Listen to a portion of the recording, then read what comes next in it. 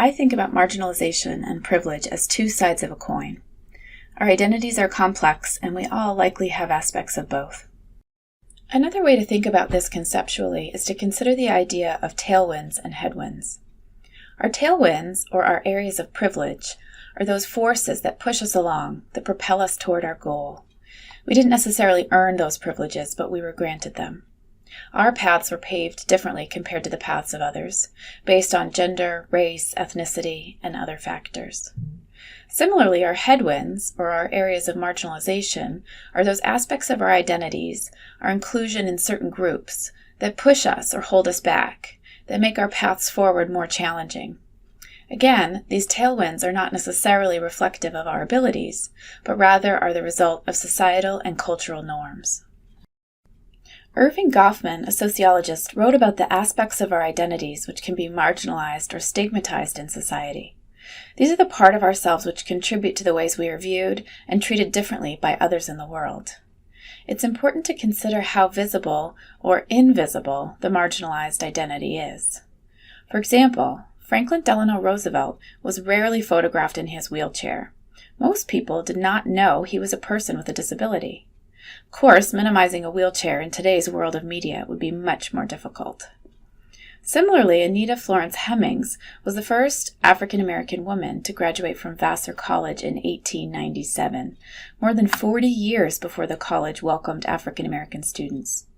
Because she passed as white, she was able to minimize an aspect of her identity which was marginalized in our society. The aspects of self which are marginalized are, of course, constantly evolving and changing with the times. The sociopolitical context of society includes the laws, regulations, policies, practices, traditions, and ideologies which maintain social norms. There are countless aspects of identity which can be marginalized or stigmatized, and this is not an exhaustive list. Here we've included racism, ageism, sexism, among others. Can you think of other isms that should be on the list? All of these aspects of self make us the complex and unique human beings that we are. They also inform how we think about ourselves and others, how we make lifestyle and behavior choices in our lives, and how we access healthcare systems. Minority stress theory is a key concept from the fields of sociology and psychology. This theory argues that minority stress is unique, that is additive to general stressors that are experienced by all people, and therefore stigmatized people are required an adaptation effort above that required of similar others who are not stigmatized.